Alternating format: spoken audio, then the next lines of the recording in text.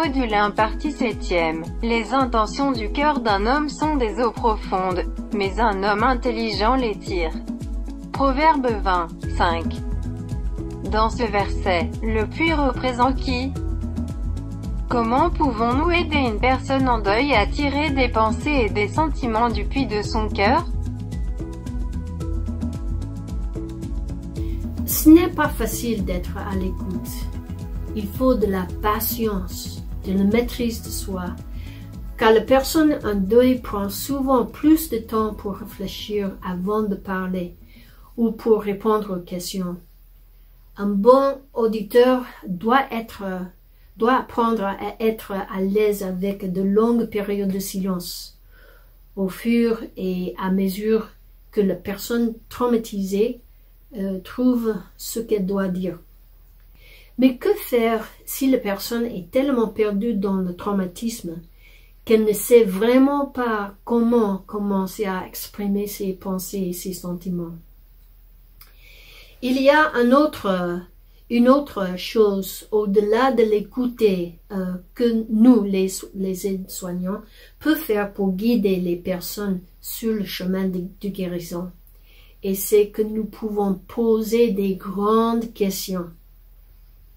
Lorsqu'il s'agit de guérison des traumatismes, une bonne question est beaucoup plus utile qu'un sermon ou des conseils.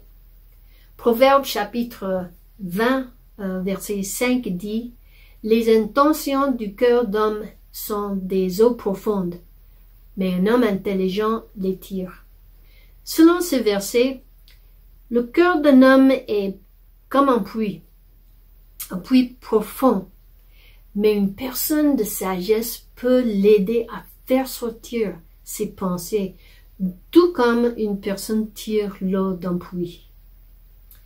Pour tirer de l'eau d'un puits, nous utilisons un seau.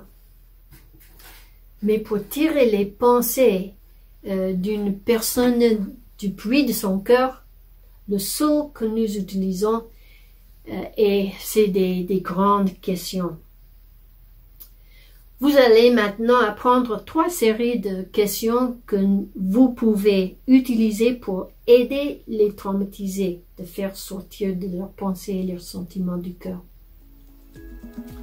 Lorsque vous avez appris à utiliser ces questions et à savoir bien écouter, vous serez le genre de personne que nous voyons dans ce verset en Proverbe.